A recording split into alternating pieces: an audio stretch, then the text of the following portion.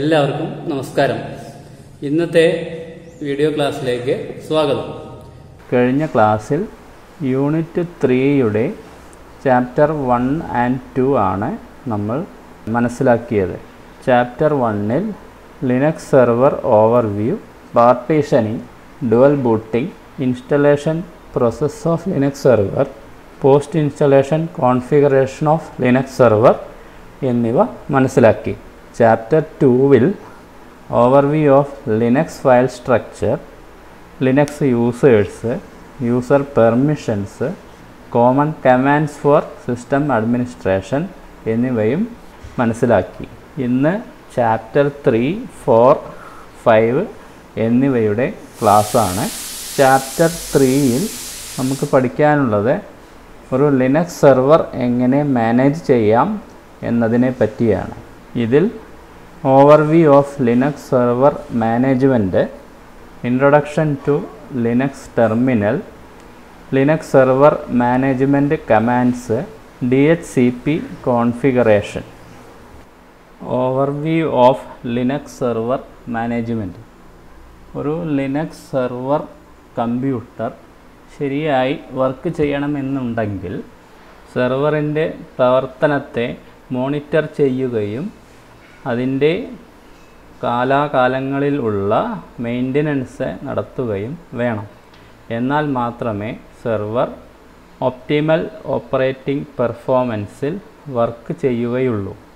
Linux server administration എന്നാണ് ഇതിനെ അറിയപ്പെടുന്നത്. ലിനക്സ് സെർവർ മാനേജ്മെൻറ്റിൽ server monitoring, package updating, operating system updating, configuration, general troubleshooting എന്നിവ അടങ്ങിയിരിക്കുന്നു. സെർവർ മാനേജ്മെൻറ്റിൽ പ്രധാനപ്പെട്ട ഒരു ഫാക്ടർ വരുന്നത് സിസ്റ്റം മോണിറ്ററിങ്ങും സിസ്റ്റം ഹെൽത്ത്, അതുപോലെ അപ്ലിക്കേഷൻസ് മോണിറ്ററിംഗ് ആൻഡ് അപ്ഡേറ്റിംഗ് എന്നതാണ്. Introduction to Linux terminal. Terminal അഥവാ ഷെൽ എന്നു പറയുന്നത് ലിനക്സ് ഓപ്പറേറ്റിംഗ് സിസ്റ്റത്തിൻ്റെ ഒരു കമാൻഡ് ലൈൻ ഇൻ്റർഫേസ് ആണ്, അല്ലെങ്കിൽ CLI എന്നും പറയും. കമാൻഡ് ലൈൻ ഇൻ്റർഫേസ് വഴി നമുക്ക് സിസ്റ്റത്തിലേക്ക് കമാൻഡ്സ് ടൈപ്പ് ചെയ്ത് എൻ്റർ ചെയ്യുകയും സിസ്റ്റം കമാൻഡ്സിനനുസരിച്ച് റിസൾട്ട് സ്ക്രീനിൽ ഡിസ്പ്ലേ ചെയ്യുകയും ചെയ്യുന്നു. ലിനക്സ് സെർവറിൻ്റെ കമാൻഡ് ലൈൻ ഇൻ്റർഫേസ് പ്രധാനമായും സിസ്റ്റം അഡ്മിനിസ്ട്രേഷന് വേണ്ടിയാണ് ഉപയോഗിക്കുന്നത്. ഒരു ലിനക്സ് സിസ്റ്റത്തിൽ ടെർമിനൽ ഓപ്പൺ ചെയ്യുന്നതിന് വേണ്ടി Ctrl+Alt+T എന്ന കീബോർഡ് ഷോർട്ട്കട്ട് ഉപയോഗിക്കാവുന്നതാണ്. ഒരു ഉബുണ്ടു ലിനക്സ് സിസ്റ്റത്തിൽ ടെർമിനൽ ഓപ്പൺ ചെയ്യുന്നതിന് വേണ്ടി സ്ക്രീനിൻ്റെ ടോപ്പ് ലെഫ്റ്റ് ഭാഗത്തുള്ള ആക്ടിവിറ്റീസ് മെനു ക്ലിക്ക് ചെയ്തതിനു ശേഷം terminal or command or prompt or shell എന്നീ കീവേഡുകൾ ടൈപ്പ് ചെയ്താൽ നിങ്ങൾക്ക് ചിത്രത്തിൽ കാണുന്നതുപോലെ ടെർമിനൽ ലോഞ്ചർ ലഭ്യമാകുന്നതാണ്. CentOS ലിനക്സ് സെർവറിൽ ഒരു ടെർമിനൽ ഓപ്പൺ ചെയ്യുന്നതിന് വേണ്ടി ആപ്ലിക്കേഷൻസ് ക്ലിക്ക് ചെയ്താൽ വലതുഭാഗത്തായി ടെർമിനൽ എന്ന ഒരു ഐക്കോൺ കാണാവുന്നതാണ്. കഴിഞ്ഞ ക്ലാസ്സിൽ ലിനക്സ് സെർവർ അഡ്മിനിസ്ട്രേഷന് ഉപയോഗിക്കുന്ന ചില കമാൻഡ്സ് നമ്മൾ പരിചയപ്പെടുകയുണ്ടായി. ഈ കമാൻഡ്സ് ഒരു ടെർമിനൽ ഓപ്പൺ ചെയ്ത് എങ്ങനെ എക്സിക്യൂട്ട് ചെയ്യാം എന്നതിനെ പറ്റിയുള്ള ഒരു വീഡിയോ ഇവിടെ നൽകുന്നു. PWD അഥവാ പ്രിൻ്റ് വർക്കിംഗ് ഡയറക്ടറി എന്ന കമാൻഡ് ടൈപ്പ് ചെയ്ത് എൻ്റർ ചെയ്യുമ്പോൾ ഇപ്പോൾ നമ്മൾ നിൽക്കുന്ന ഫോൾഡറിൻ്റെ പാത്ത് പ്രിൻ്റ് ചെയ്ത് കാണാവുന്നതാണ്. ഹോം ഫോൾഡറിലാണ് നിൽക്കുന്നത്. LS അഥവാ ലിസ്റ്റ് കമാൻഡ് ഉപയോഗിക്കുന്നത് ഡയറക്ടറിയിലുള്ള കണ്ടൻസ് ലിസ്റ്റ് ചെയ്യുന്നതിന് വേണ്ടിയാണ്. Clear command window screen clear ചെയ്യുന്നതിന് വേണ്ടി ഉപയോഗിക്കുന്നു. CD അഥവാ ചേഞ്ച് ഡയറക്ടറി കമാൻഡ് ഡയറക്ടറീസിൽ കൂടെ മൂവ് ചെയ്യുന്നതിന് വേണ്ടി ഉപയോഗിക്കുന്നു. ഉദാഹരണമായി CD / എന്ന കമാൻഡ് ഉപയോഗിക്കുന്നത് ഡയറക്റ്റായി റൂട്ട് ഡയറക്ടറിയിലേക്ക് മടങ്ങുന്നതിന് വേണ്ടിയാണ്. റൂട്ട് ഡയറക്ടറിയിൽ ലിനക്സ് സിസ്റ്റത്തിൻ്റെ എല്ലാ ഡയറക്ടറീസും ചിത്രത്തിൽ കാണുന്നത് പോലെ ഉൾക്കൊള്ളുന്നു. ഇതിൽ ഹോം എന്ന ഫോൾഡറിലാണ് യൂസർ അക്കൗണ്ട്സിൻ്റെ ഹോം ഫോൾഡർ എല്ലാം അടങ്ങിയിരിക്കുന്നത്. ലിനക്സ് സിസ്റ്റത്തിൽ ഒരു യൂസർ അക്കൗണ്ട് ക്രിയേറ്റ് ചെയ്യുമ്പോൾ യൂസർ നെയിമിൻ്റെ പേരിൽ ഒരു ഹോം ഫോൾഡർ കൂടി ഹോം എന്ന ഡയറക്ടറിക്ക് കീഴിൽ ക്രിയേറ്റ് ചെയ്യപ്പെടുന്നു. ഹോമിലുള്ള ഒരു യൂസർ അക്കൗണ്ടിൻ്റെ ഡയറക്ടറിയിലേക്ക് മാറുന്നതിനു വേണ്ടി CD ഡയറക്ടറി നെയിം എൻ്റർ ചെയ്യുന്നു. CD .. എന്ന കമാൻഡ് തൊട്ട് മുന്നിലുള്ള പാരൻ്റ് ഡയറക്ടറിയിലേക്ക് മടങ്ങുന്നതിന് വേണ്ടി ഉപയോഗിക്കുന്നു. mkdir അഥവാ മേക്ക് ഡയറക്ടറി എന്ന കമാൻഡ് ഒരു ഫോൾഡർ ക്രിയേറ്റ് ചെയ്യാൻ വേണ്ടി ഉപയോഗിക്കുന്നു. mkdir റൺ ചെയ്യുമ്പോൾ നമുക്ക് ആവശ്യമുള്ള പെർമിഷൻ ഇല്ലെങ്കിൽ സ്ക്രീനിൽ കാണുന്നത് പോലെയുള്ള ഒരു മെസ്സേജ് ലഭ്യമാകും. ഇത്തരം സാഹചര്യത്തിൽ sudo mkdir എന്ന കമാൻഡ് ഉപയോഗിച്ച് നമുക്ക് ഒരു ഫോൾഡർ ക്രിയേറ്റ് ചെയ്യാവുന്നതാണ്. അതായത് സൂപ്പർ യൂസർ ഡു എന്ന കമാൻഡാണ് ഇവിടെ ഉപയോഗിക്കുന്നത്. അതിനുശേഷം സിസ്റ്റത്തിൻ്റെ റൂട്ട് അക്കൗണ്ട് അല്ലെങ്കിൽ സൂപ്പർ യൂസറിൻ്റെ അക്കൗണ്ടിൻ്റെ പാസ്വേഡ് ടൈപ്പ് ചെയ്ത് കമാൻഡ് എക്സിക്യൂട്ട് ചെയ്യാവുന്നതാണ്. rmdir അഥവാ റിമൂവ് ഡയറക്ടറി എന്ന കമാൻഡ് ഒരു ഡയറക്ടറിയെ സിസ്റ്റത്തിൽ നിന്നും ഡിലീറ്റ് ചെയ്യാൻ വേണ്ടി ഉപയോഗിക്കുന്നു. cp അഥവാ കോപ്പി എന്ന കമാൻഡ് ഒരു ഡയറക്ടറിക്കു കീഴിലുള്ള ഒരു ഫയൽ വേറൊരു ഡയറക്ടറിയുടെ കീഴിലേക്ക് കോപ്പി ചെയ്യുന്നതിന് വേണ്ടി ഉപയോഗിക്കുന്നു.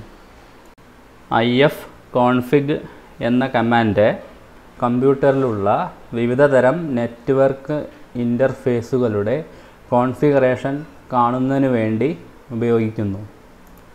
ഇതിൽ വയേർഡ് നെറ്റ്വർക്ക് ഇൻ്റർഫേസായ എതർനെറ്റ് ഇൻ്റർഫേസിൻ്റെ network configuration, loopback address, wireless LAN interface, അതിൻ്റെ നെറ്റ്വർക്ക് കോൺഫിഗറേഷൻ എന്നിവ കാണാവുന്നതാണ്. വയർലെസ് ലാൻ നെറ്റ്വർക്കിൻ്റെ പേര് WLAN 0 എന്ന പേരിൽ കാണാവുന്നതാണ്. ഇതിൽ ഇഥർനെറ്റ് വയർലെസ് അഡാപ്റ്ററിൻ്റെ ഹാർഡ്വെയർ അഡ്രസ്സ് ഫസ്റ്റ് ലൈനിൽ കൊടുത്തിരിക്കുന്നു. അതുപോലെ IP address iNet address 192.168.43.161, broadcast address 192.168.43.255, netmask 255.255.255.0. അതുപോലെ നിങ്ങൾക്ക് IP വെർഷൻ 6 അഡ്രസ്സും കാണാവുന്നതാണ്. പിങ് കമാൻഡ് നെറ്റ്വർക്ക് കണക്റ്റിവിറ്റി പരിശോധിക്കുന്നതിന് വേണ്ടി ഉപയോഗിക്കുന്നു. പിങ് കമാൻഡ് ഉപയോഗിച്ച് ലൂപ്പ് ബാക്ക് അഡ്രസ്സായ 127.0.0.1ലേക്ക് പിങ് ചെയ്യുമ്പോൾ നമ്മുടെ കമ്പ്യൂട്ടറിലുള്ള നെറ്റ്വർക്ക് ഇൻ്റർഫേസ് കാർഡ് ഫങ്ഷനിങ് ആണോ എന്ന് ചെക്ക് ചെയ്യാവുന്നതാണ്. സ്ക്രീനിൽ കാണുന്നത് പോലെയുള്ള റിപ്ലൈ ലഭിക്കുകയാണെങ്കിൽ നെറ്റ്വർക്ക് ഇൻ്റർഫേസ് കാർഡ് ഫങ്ഷനിങ് ശരിയാണെന്ന് ഉറപ്പിക്കാം. പിങ് കമാൻഡ് ഉപയോഗിച്ച് നിങ്ങളുടെ കമ്പ്യൂട്ടറിലേക്കോ നെറ്റ്വർക്കിലുള്ള മറ്റൊരു കമ്പ്യൂട്ടറിലേക്കോ ഒരു റിമോട്ട് സെർവറിലേക്കോ കമ്പ്യൂട്ടറിൻ്റെ നെറ്റ്വർക്ക് കണക്റ്റിവിറ്റി പരിശോധിക്കാവുന്നതാണ്. ഇതിനു വേണ്ടി പിങ് IP അഡ്രസ്സ് എന്നിട്ട് എൻ്റർ കീ പ്രസ് ചെയ്യുക. കമാൻഡ് റൺ ചെയ്തതിനു ശേഷം നമുക്ക് റിമോട്ട് കമ്പ്യൂട്ടറിൽ നിന്നും റിപ്ലൈ ലഭിക്കുകയാണെങ്കിൽ നെറ്റ്വർക്ക് കണക്റ്റിവിറ്റി ഉണ്ടെന്ന് ഉറപ്പിക്കാം. അതുപോലെ നമ്മുടെ കമ്പ്യൂട്ടറിൽ ഇൻ്റർനെറ്റ് ലഭ്യമാകുന്നുണ്ടോ എന്ന് ചെക്ക് ചെയ്യുവാനായി ഗൂഗിൾ സെർവറിലേക്ക് പിങ് ചെയ്ത് നോക്കാവുന്നതാണ്. ഇതിനായി പിങ് google.com എന്ന കമാൻഡ് നൽകി എൻ്റർ കീ പ്രസ് ചെയ്യുക.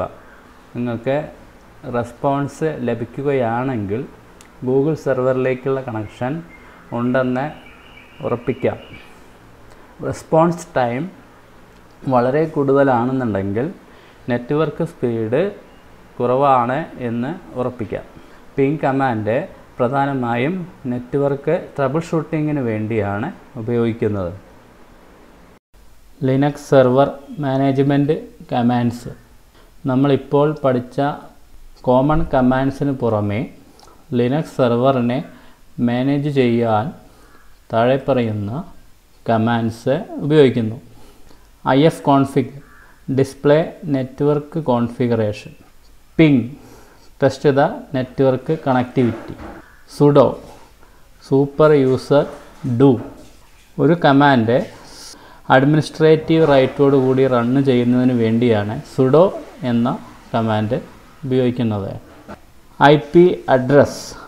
കമ്പ്യൂട്ടറിലുള്ള ആക്റ്റീവ് IP അഡ്രസ്സുകൾ ഡിസ്പ്ലേ ചെയ്യാൻ IP അഡ്രസ് ഉപയോഗിക്കുന്നു. Who am I. ഇപ്പോൾ പ്രസൻ്റായി ലോഗിൻ ചെയ്ത യൂസർ ആരാണെന്നറിയുവാൻ ഈ കമാൻഡ് ഉപയോഗിക്കുന്നു. Add user. ലിനക്സ് സിസ്റ്റത്തിൽ ഒരു യൂസറിനെ ആഡ് ചെയ്യാൻ വേണ്ടി ഈ കമാൻഡ് ഉപയോഗിക്കുന്നു. User del. ഒരു യൂസർ അക്കൗണ്ടിനെ ഡിലീറ്റ് ചെയ്യാൻ യൂസർ ഡെൽ എന്ന കമാൻഡ് ഉപയോഗിക്കുന്നു. Add group. ഒരു ഗ്രൂപ്പ് ക്രിയേറ്റ് ചെയ്യാൻ ആഡ് ഗ്രൂപ്പ് എന്ന കമാൻഡ് ഉപയോഗിക്കുന്നു. Del group. ഒരു ഗ്രൂപ്പിനെ റിമൂവ് ചെയ്യാൻ ഡെൽ ഗ്രൂപ്പ് എന്ന കമാൻഡ് ഉപയോഗിക്കുന്നു. User mod. ഒരു യൂസർ അക്കൗണ്ടിനെ മോഡിഫൈ ചെയ്യാൻ ഈ കമാൻഡ് ഉപയോഗിക്കുന്നു. chmod. ഫയൽസിൻ്റെയും ഡയറക്ടറീസിൻ്റെയും പെർമിഷൻസ് ചേഞ്ച് ചെയ്യാൻ chmod എന്ന കമാൻഡ് ഉപയോഗിക്കുന്നു. passwd. ഒരു യൂസർ അക്കൗണ്ടിൻ്റെ പാസ്വേഡ് മാറ്റുന്നതിന് വേണ്ടിയാണ് ഈ കമാൻഡ് ഉപയോഗിക്കുന്നത്. മൗണ്ട്. ഒരു ഫയൽ സിസ്റ്റം മൗണ്ട് ചെയ്യാൻ ഈ കമാൻഡ് ഉപയോഗിക്കുന്നു. su. ഈ കമാൻഡ് ഒരു യൂസറിൽ നിന്നും വേറൊരു യൂസറിലേക്ക് സ്വിച്ച് ചെയ്യാൻ വേണ്ടി ഉപയോഗിക്കുന്നു. ഹൂ കമാൻഡ് റണ്ണ് ചെയ്ത് കഴിയുമ്പോൾ സെർവറിലേക്ക് ലോഗിൻ ചെയ്ത യൂസർ നെയിം, ഡേറ്റ്, ടൈം, ഏത് ഹോസ്റ്റിൽ നിന്നാണ് എന്നീ വിവരങ്ങൾ ലഭ്യമാകുന്നു. chown. ഒരു ഫയലിൻ്റെ ഓണർഷിപ്പ് ചേഞ്ച് ചെയ്യാൻ ഈ കമാൻഡ് ഉപയോഗിക്കുന്നു. Trace route. ഒരു സെർവറിലേക്കോ ഒരു വെബ്സൈറ്റിലേക്കോ ഉള്ള നെറ്റ്വർക്ക് പാത്ത് കംപ്ലീറ്റ് കാണുന്നതിന് വേണ്ടി ട്രേസ് റൂട്ട് എന്ന കമാൻഡ് ഉപയോഗിക്കുന്നു. Up time. സെർവർ എത്ര നേരമായി ഓണായിരിക്കുന്നു എന്ന് കാണാൻ ഈ കമാൻഡ് ഉപയോഗിക്കുന്നു. യൂസേഴ്സ്. ഒരു സെർവറിലേക്ക് ലോഗിൻ ചെയ്ത യൂസറുകളുടെ പേരുകൾ കാണുന്നതിന് ഈ കമാൻഡ് ഉപയോഗിക്കുന്നു. കിൽ. ഒരു പ്രോസസ്സോ ഒരു പ്രോഗ്രാമോ ടെർമിനേറ്റ് ചെയ്യുന്നതിനോ അല്ലെങ്കിൽ കിൽ ചെയ്യുന്നതിനോ ഈ കമാൻഡ് ഉപയോഗിക്കുന്നു. ഫ്രീ. കമ്പ്യൂട്ടർ സിസ്റ്റത്തിൽ എത്ര റാം ഫ്രീ ഉണ്ടെന്നറിയാൻ ഈ കമാൻഡ് ഉപയോഗിക്കുന്നു. ps. സിസ്റ്റത്തിൽ ഏതെല്ലാം പ്രോസസ്സുകളാണ് റൺ ചെയ്യുന്നതിന് എന്ന് മനസ്സിലാക്കുന്നതിന് ഈ കമാൻഡ് ഉപയോഗിക്കുന്നു. w. സിസ്റ്റത്തിൽ ഇപ്പോൾ ലോഗിൻ ചെയ്ത യൂസേഴ്സിനെ ഏതാണെന്നറിയുന്നതിനും ആ യൂസേഴ്സ് റണ്ണ് ചെയ്യുന്ന പ്രോസസ്സുകൾ മനസ്സിലാക്കുന്നതിനും ഈ കമാൻഡ് ഉപയോഗിക്കുന്നു. Net stat. നെറ്റ്വർക്ക് സ്റ്റാറ്റസ് മനസ്സിലാക്കുന്നതിന് വേണ്ടി ഈ കമാൻഡ് ഉപയോഗിക്കുന്നു. df. ഹാർഡ് ഡിസ്കിലുള്ള ഫയൽ സിസ്റ്റം ഇൻഫർമേഷൻ ഡിസ്പ്ലേ ചെയ്യുന്നതിന് വേണ്ടി ഈ കമാൻഡ് ഉപയോഗിക്കുന്നു. du. ഹാർഡ് ഡിസ്കിൻ്റെ യൂസേജ് ഡിസ്പ്ലേ ചെയ്യുന്നതിന് വേണ്ടി ഈ കമാൻഡ് യൂസ് ചെയ്യുന്നു. cat. ഒരു ഫയൽ ഡിസ്പ്ലേ ചെയ്യുന്നതിനോ ഒന്നിലധികം ഫയലുകൾ കമ്പൈൻ ചെയ്യുന്നതിനോ ഈ കമാൻഡ് ഉപയോഗിക്കാവുന്നതാണ്. grep. ഒരു ഫയലിൽ നമുക്ക് ആവശ്യമുള്ള ഒരു വേർഡ് സെർച്ച് ചെയ്യുന്നതിന് വേണ്ടി ഈ കമാൻഡ് ഉപയോഗിക്കുന്നു. DHCP configuration. Dynamic host configuration protocol use ചെയ്യുന്നത് നെറ്റ്വർക്കിൽ പങ്കെടുക്കുന്ന ഡിഫറൻറ്റ് കമ്പ്യൂട്ടേഴ്സ് നെറ്റ്വർക്ക് ഡിവൈസസ് എന്നിവയ്ക്ക് വേണ്ട IP അഡ്രസ് ഇൻഫോർമേഷനും നെറ്റ്വർക്ക് കോൺഫിഗറേഷനും ഓട്ടോമാറ്റിക്കായിട്ട് അസൈൻ ചെയ്യുന്നതിന് വേണ്ടിയാണ്. DHCP configuration in CentOS 7 server. CentOS 7 സെർവറിൽ DHCP കോൺഫിഗറേഷൻ ചെയ്യുന്നതിനുള്ള സ്റ്റെപ്പുകൾ താഴെ കൊടുക്കുന്നു. ആദ്യമായി ടെർമിനൽ ഓപ്പൺ ചെയ്യുക. DHCP സെർവർ പാക്കേജ് ഡൗൺലോഡ് ചെയ്യുന്നതിനായി install DHCP എന്ന കമാൻഡ് റൺ ചെയ്യുക. DHCP സെർവർ പാക്കേജസ് ഇൻസ്റ്റാൾ ചെയ്തതിനു ശേഷം CD കമാൻഡ് ഉപയോഗിച്ച് etc DHCP എന്ന ഫോൾഡറിലേക്ക് മൂവ് ചെയ്യുക.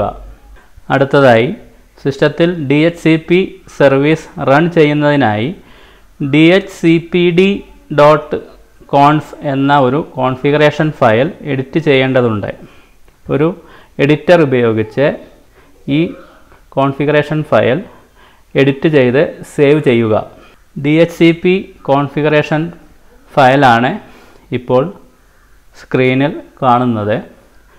ഇതിൽ ലീസ് ടൈം, എത്ര നേരത്തേക്ക് DHCP അഡ്രസ്സ് ഒരു മെഷീനെ ഇഷ്യൂ ചെയ്യണം എന്നാണ് ഇവിടെ സെറ്റ് ചെയ്യുന്നത്.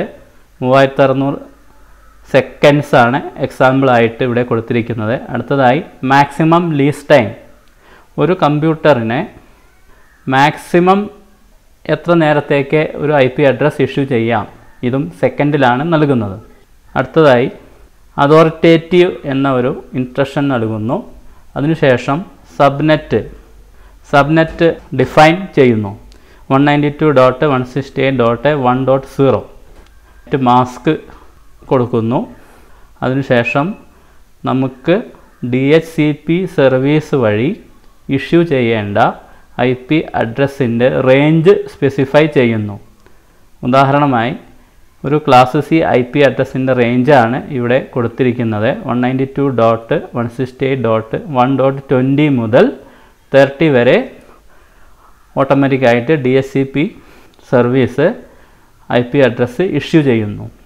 അടുത്ത ലൈനിൽ റൗട്ടർ, നെറ്റ്വർക്കിലുള്ള റൗട്ടറിൻ്റെ അല്ലെങ്കിൽ ഡിഫോൾട്ട് ഗേറ്റ്വേയുടെ അഡ്രസ്സായ 192.168.1.1 എന്ന് കൊടുത്തിരിക്കുന്നു. അടുത്തതായിട്ട് ബ്രോഡ്കാസ്റ്റ് ID 192.168.1.255. വീണ്ടും നമ്മൾ മുകളിൽ കൊടുത്തിരിക്കുന്ന ഡിഫോൾട്ട് ലീസ് ടൈമും മാക്സിമം ലീസ് ടൈമും കൂടെ കൊടുക്കുന്നു. ഇത്രയും ടൈപ്പ് ചെയ്തതിന് ശേഷം ഈ ഫയൽ dhcpd.conf എന്ന ഫയൽ നെയിമിൽ DHCP എന്ന ഫോൾഡറിൽ സേവ് ചെയ്യുന്നു.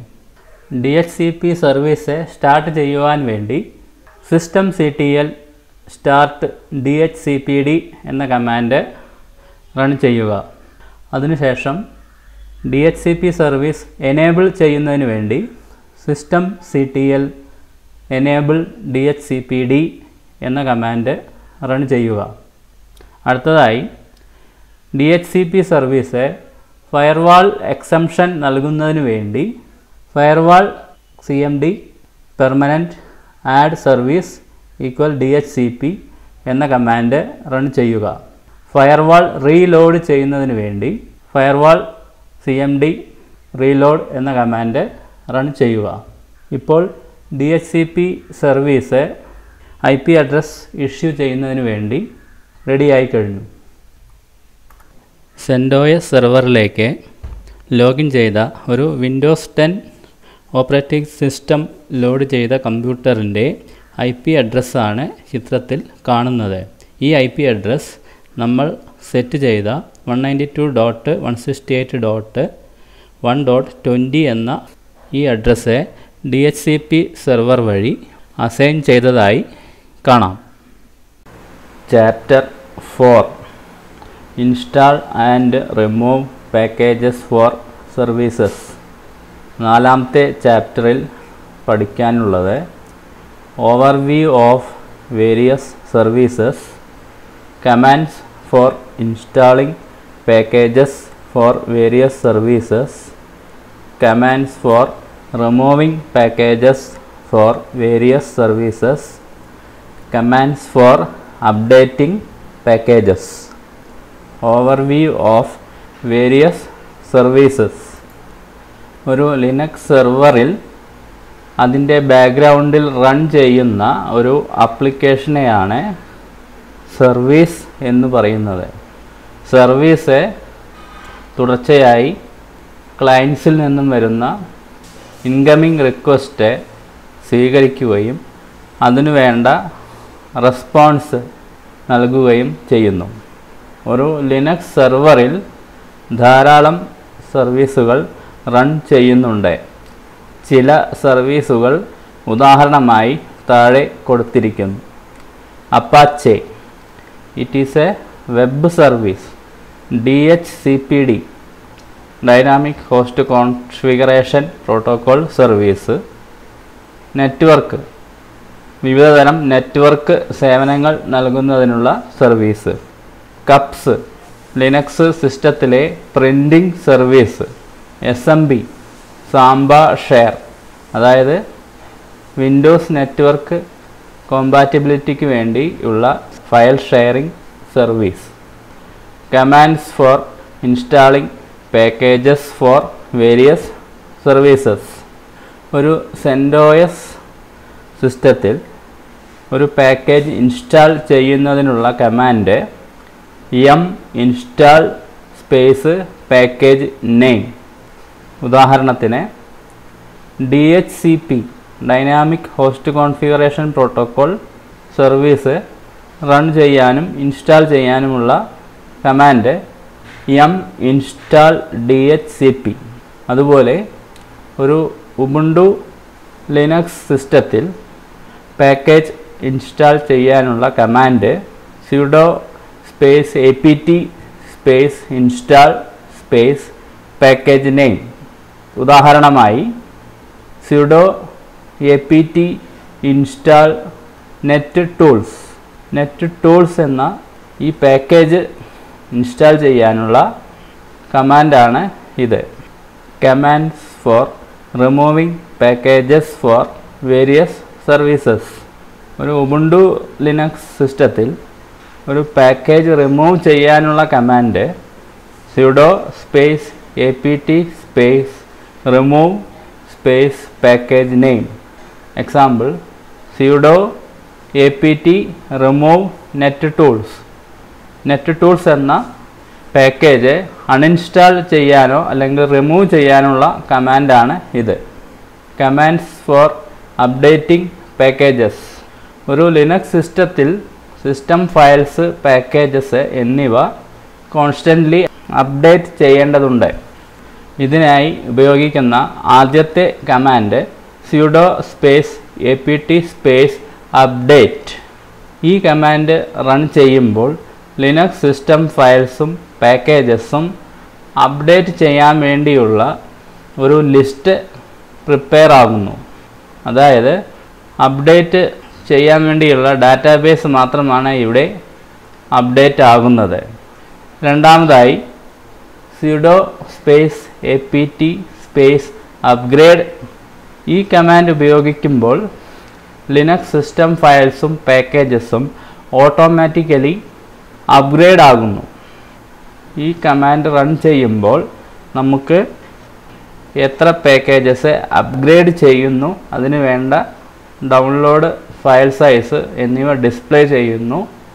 അപ്ഗ്രേഡ് ചെയ്യണോ എന്നുള്ള ചോദ്യത്തിന് യെസ് കൊടുത്തു കഴിഞ്ഞാൽ ഓട്ടോമാറ്റിക്കലി എല്ലാ പാക്കേജസും ഡൗൺലോഡ് ചെയ്ത് സിസ്റ്റം അപ്ഗ്രേഡ് ചെയ്യാവുന്നതാണ്. Unit 5 install and configure print services and file sharing services.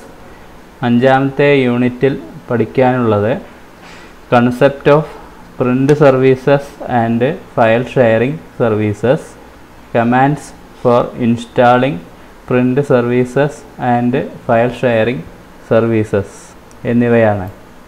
ഒരു ലിനക്സ് സിസ്റ്റത്തിൽ പ്രിൻറ്റിംഗ് നടക്കുന്നത് ലൈൻ പ്രിൻ്റർ എന്ന ഒരു ആപ്ലിക്കേഷൻ സർവീസ് വഴിയാണ്.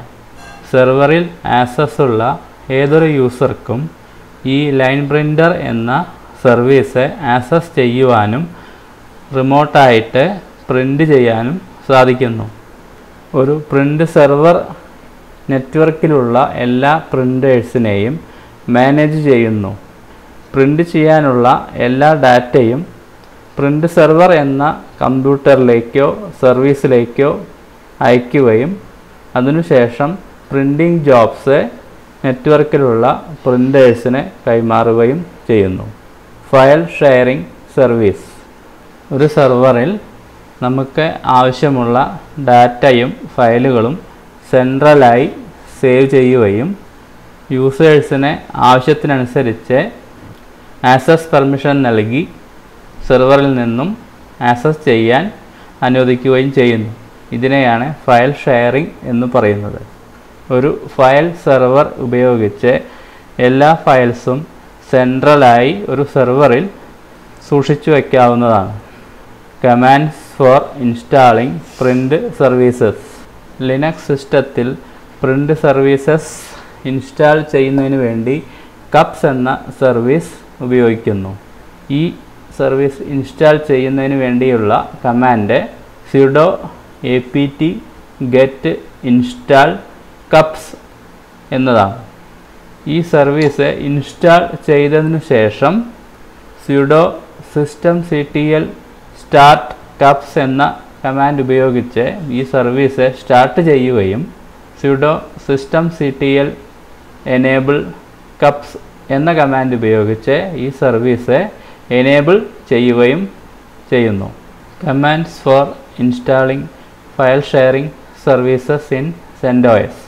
CentOSൽ ഫയൽ ഷെയറിംഗ് സർവീസ് ഇൻസ്റ്റാൾ ചെയ്യാൻ വേണ്ട 3 പാക്കേജുകൾ Samba, Samba common, Samba client എന്നിവയാണ്. സാംബ ഷെയറിംഗ് എന്നത് വിൻഡോസ് ഫയൽ സിസ്റ്റം കോമ്പാറ്റിബിലിറ്റി ഉള്ള ഒരു ഫയൽ ഷെയറിംഗ് സർവീസാണ്. ഈ പാക്കേജസ് ഇൻസ്റ്റാൾ ചെയ്യുന്നതിന് വേണ്ടി install Samba, install Samba common, install Samba client എന്നീ കമാൻഡുകൾ ഉപയോഗിക്കുന്നു. ഇതോടെ യൂണിറ്റ് 3യിലുള്ള എല്ലാ ചാപ്റ്റേഴ്സും നമ്മൾ ക്ലാസ്സിൽ കവർ ചെയ്തു കഴിഞ്ഞു. പാഠഭാഗങ്ങൾ നിങ്ങൾക്ക് എല്ലാവർക്കും മനസ്സിലായി കാണുമെന്ന് കരുതുന്നു. ഫോക്കസ്ഡ് ഏരിയയിൽ നിന്നും ഉള്ള പാഠഭാഗങ്ങൾ ശ്രദ്ധയോടെ പഠിക്കുക. ഫോക്കസ്ഡ് ഏരിയയിൽ നിന്നുമുള്ള ചില ചോദ്യങ്ങൾ അസൈൻമെൻറ്റായി ഇവിടെ കൊടുത്തിരിക്കുന്നു. എല്ലാവരും അസൈൻമെൻറ്റ് പ്രിപ്പയർ ചെയ്യുക. Thank you.